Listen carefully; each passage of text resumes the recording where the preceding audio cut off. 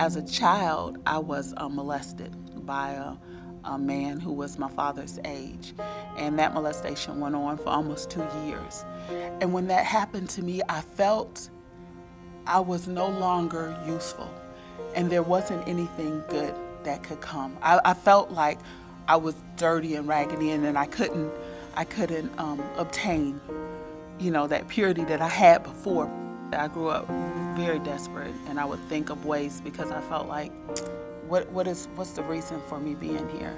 I felt like this depression, this suicidal thing that was on me, had to be a part of me for all of my life. And I was in a second-story apartment.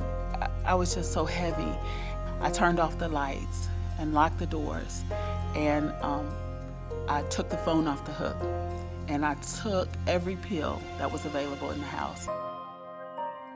I expected never to wake up again. When I came to, I was in the hospital, and I was in the hospital for several weeks. And every time I would wake up and the sun was shining, I would just break down and cry.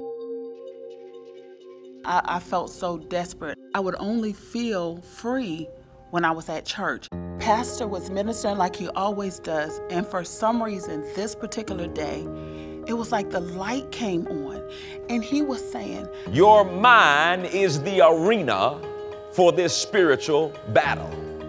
Your mind is the arena where you're going to either win it or lose it in the area of your mind. Whatever you're going through, it starts in your mind. When Dr. Dollar said that, I stood up that entire service. I cried the entire service. And there was such a warmth that happened when I just opened up and just released that. And when I look now, and I think back then when I was so desperate to leave, and it was all a trick, that he knew the future that he had for me. And he had such wonderful plans for me. His grace sees far past where you are.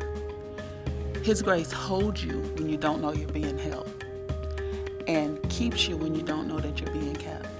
It still brings me to tears when I think about how compassionate, how intently in love with me that he is.